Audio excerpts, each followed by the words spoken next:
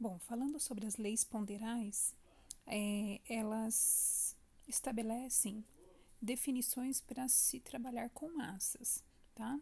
Dentro de uma reação química, sempre teremos a situação inicial, né? E a situação final. Temos então os reagentes e temos os produtos, antes e após a flechinha. O que nós podemos falar sobre as leis ponderais? Pela lei de Lavoisier, que é a conservação das massas, a soma das massas dos reagentes deve ser igual à soma das massas dos produtos. Então, eu tenho aqui uma reação genérica.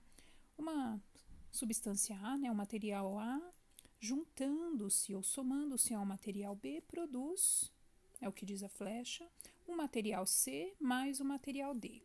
Vamos supor que um probleminha traz para nós que 10 gramas de um material A junto a um material B, que eu não sei essa quantidade, produz 20 gramas do material C e 12 gramas do material D.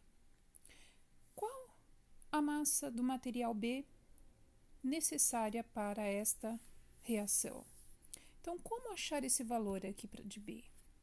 Como achar a quantidade de B dentro dessa situação aqui? Onde se tem 10 gramas de A, B eu não sei, aí produz 20 gramas de C mais 12 gramas de D. Então, no final aqui, nós temos produzido 32 gramas. Se no final foi produzido 32 gramas, é necessário então 32 gramas de reagentes. Se eu já tenho 10 gramas aqui de A, de B, então nós teremos 22 gramas. Isso aqui é como se fosse uma equação de primeiro grau. É como se fosse um x aqui e eu tivesse que determinar esse x. Então, a lei de Lavoisier diz: a quantidade inicial de massa deve se ter a mesma quantidade final de produtos, tá? Então, por isso que aqui a gente subentende que é 22 gramas. 22 mais 10 dá 32. 20 mais 12 também dá 32. Isso, então, obedece à lei de Lavoisier. Um pouquinho diferente agora é a lei de Proust. Pouca coisa, ele acompanha a lei de Lavoisier, tá?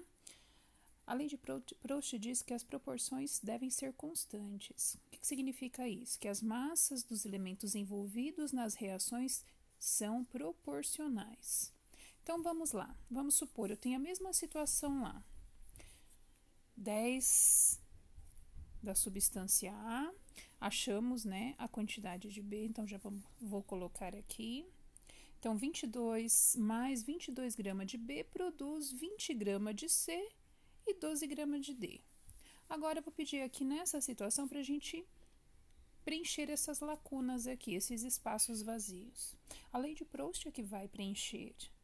Porque se eu tenho aqui uma primeira situação que diz que 10 gramas de B mais 10 gramas de A mais 22 de B produz 20 gramas de C mais 12 gramas de D, para eu preencher aqui, eu tenho que analisar. Eu só tenho essa informação aqui, a massa de C.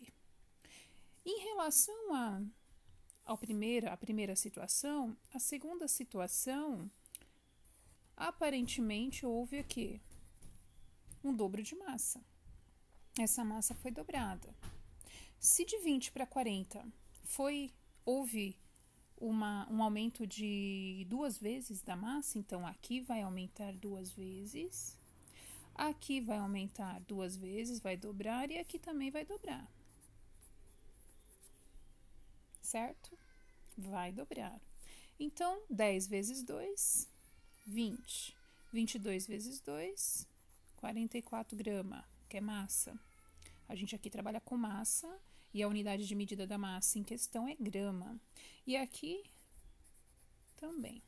Vamos analisar 20 mais 44 dá 64. Então, nós temos 64 dos componentes iniciais. Vamos ver aqui.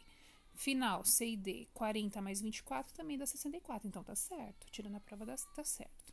Agora, vamos analisar aqui a terceira situação. A terceira situação, A única informação que nós temos é os 5 gramas aqui. E de 10 para 5 gramas não houve um aumento, houve uma redução. Se houve uma redução e tudo tem que ser proporcional, os valores têm que ser proporcionais, então significa que aqui, ao invés de aumentar, diminuiu, então houve nesse caso uma divisão por 2. 10 dividido por 2 dá 5. Reduziu a metade. Aqui dobrou, de 10 para 20. Aqui reduziu de 10 para 5, reduziu a metade. Então, está sendo dividido por 2. Aqui será dividido por 2 também em relação à primeira. A gente pode pegar da primeira para a terceira ou da segunda para a terceira. O importante é nós acharmos aqui a terceira situação. Tá, 22 dividido por 2 dá 11. Então, reduzindo a metade.